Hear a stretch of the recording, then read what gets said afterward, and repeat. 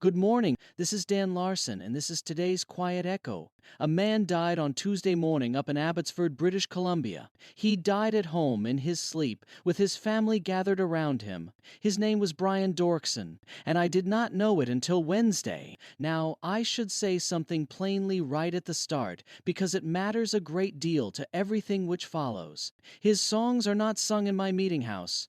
He was a vineyard man, raised up among the Mennonite brethren, and he spent his whole life writing worship music for churches which are not mine. I am a Latter-day Saint. We do not share a hymnal, he and I, and yet I have spent 2 days now feeling grateful for him. So let me tell you what he did. He wrote songs which have been sung by millions of people in a great many languages. If you have sat in almost any Protestant church at all over the last 30 years, then you have very likely sung his words without ever knowing whose they were. And by every account I have read this week, he was a quiet sort of man about it. But here is what the people who knew the work best are remembering him for. And it is the reason a stake president is standing here on a Friday morning talking to you about a man from another church entirely. He gave the church back its sad songs. Somewhere in the last few generations, the singing in a great many congregations drifted almost entirely upward. Major key, victorious. Everything resolving every time. And so a person carrying something very heavy could walk in on a Sunday morning and find nothing at all in the whole service which sounded anything like the inside of his week. Now, the old book never once had this problem. The Psalms are absolutely full of complaint. Whole songs of them are simply somebody telling God, at length and without one word of apology, how bad it has gotten and how long it has been going on. A great deal of the ancient hymn book is grief set to music, and nobody back then thought it was irreverent.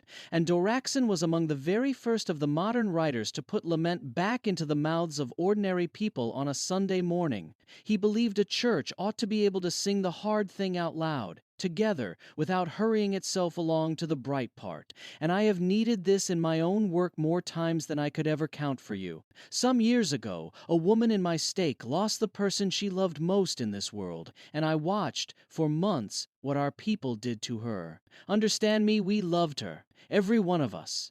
And nearly all of us, myself very much included, met her sorrow with a repair. She would begin to say the hard thing, and somebody would hand her a reason. He is in a better place. The Lord has a plan. You will see him again one day. And all of it was true. Every single word of it was true. And all of it was delivered about 4 sentences too early. What she needed from us was somebody willing to let the sad verse finish. And I notice we do the very same thing at funerals now. Somewhere along the way we started calling them celebrations of a life. And there is nothing wrong with the phrase, a life is worth celebrating. But I have stood at the back of enough of them to tell you honestly, sometimes the room is not ready to celebrate anything yet. Sometimes the widow in the second row simply needs an hour where nobody asks her to look on the bright side of the worst thing which has ever happened to her. The celebrating will come. It will come in its own time, and it will be real when it does. But it cannot be scheduled for a Tuesday, 11 o'clock, simply because we booked the chapel. Now here is the part which has kept me awake, and it is also why this is not a heavy morning. Doerksen only learned days before he died just how far the cancer had gone. His kidneys failed the morning before. And in those last days, by the accounts of the people who were in the room with him, he kept on encouraging them. He thanked the doctors and the nurses who could not save him. He was grateful, they say, right to the very end. So consider what the man was doing. He spent 30 years teaching the church how to sing its grief, and then, at the end, he did not sing only grief. He sang both. He held the lament and the gratitude in the very same hands, in the very same hour, and he never once made anybody choose between the two of them. There is the whole lesson. It took him a lifetime to teach it, and 1 week to prove it. You may say the hard thing out loud. You are not being faithless when you do. And the person sitting across from you does not need you to fix it, or explain it, or hurry it along toward the good part. Grief and gratitude are not rivals for the same chair.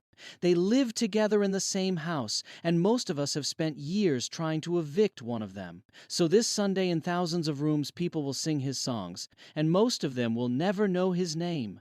And some of them will be sitting there in the worst week of their lives. And if somebody comes to you before then and begins to tell you the hard thing, then let them finish it. Do not reach for the silver lining.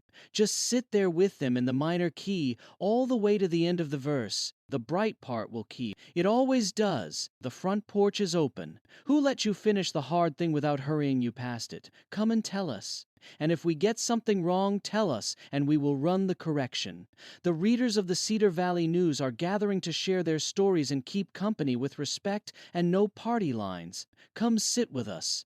I will put the link in the show notes. This is Dan Larson, your host for today's Quiet Echo. Thanks for listening. Quiet Echo is part of the fictional Cedar Valley News series, written by Evan Swenson, publisher, and Claude Marshall, AI developmental editor.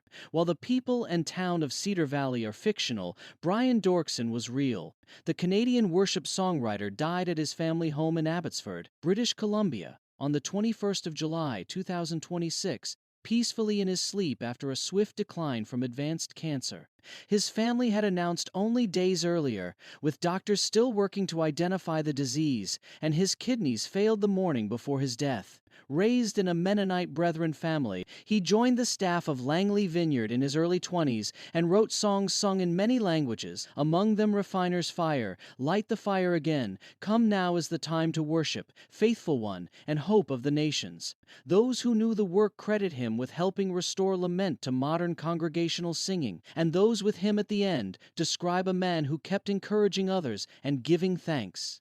No lyrics are reproduced here. You've been listening to the Cedar Valley News Podcast, where small-town voices meet the headlines shaping our world. From faith and family to front porches and fields.